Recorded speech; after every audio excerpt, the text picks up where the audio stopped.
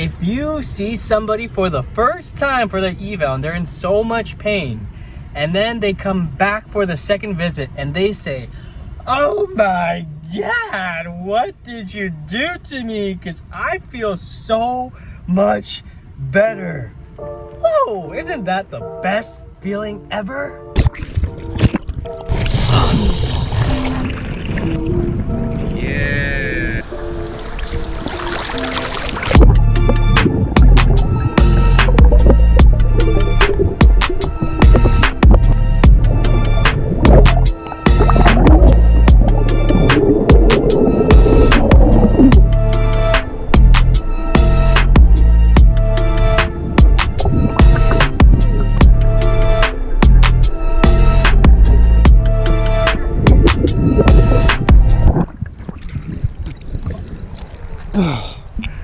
Yeah.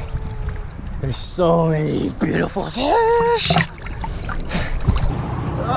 Okay, woo! Another day done today. Oh, guess what, you guys? Got some mangoes. My heart does the tango mango. My heart does the tango. Oh yeah, baby. Patient dropped that off today. Anyway, guys, today, okay, physical therapy moments. I guess I really like talking about my patients or talking about my cases and just physical therapy life, and always in the car. It's kind of weird.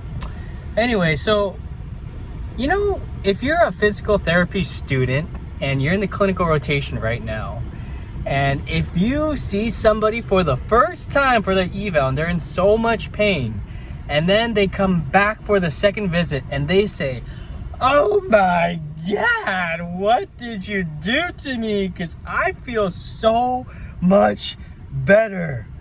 Whoa, isn't that the best feeling ever? So that is exactly what happened today.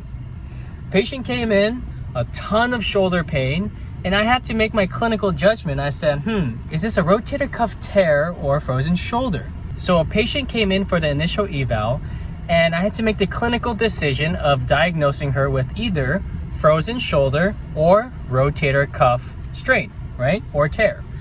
And so it was hard because both limitations were in flexion, so when the arm comes up, and external rotation when the arm comes out, which are pretty hallmark signs for both shoulder, frozen shoulder and rotator cuff tears. So I said, all right, well, typically when you move the arm in passive range of motion, when you are not actively using it, then the muscles are not active, meaning it doesn't hurt when there's a muscle strain. So that's what I did. I took her in passive range of motion, and I was actually able to take her through full range passive, but in active, she was only able to get to about 80 degrees. So then that helped me to determine, I said, maybe this is not frozen shoulder, depending on which stage it is. But I said, okay, maybe we'll diagnose it more towards a rotator cuff tear or a strain.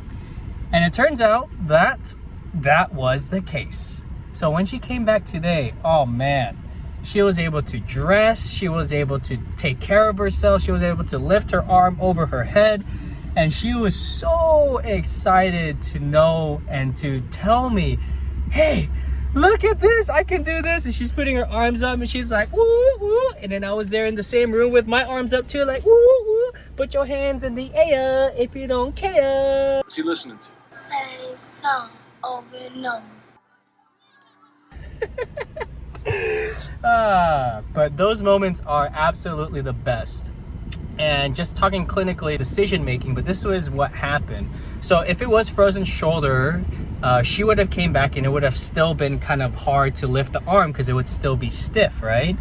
Typically with frozen shoulder, you have a mobility issue, so the stiffness issue rather than activating issue. But since she came back and she was able to lift the arm up, I'm thinking, okay, frozen shoulder, probably not likely.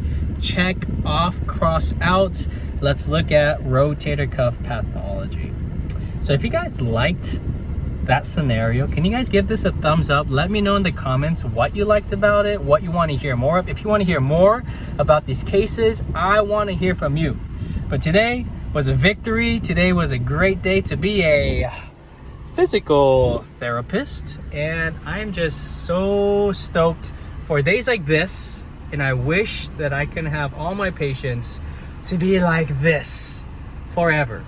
But to be realistic, patients are not like that. So just FYI. Put your hands in the air! Bye!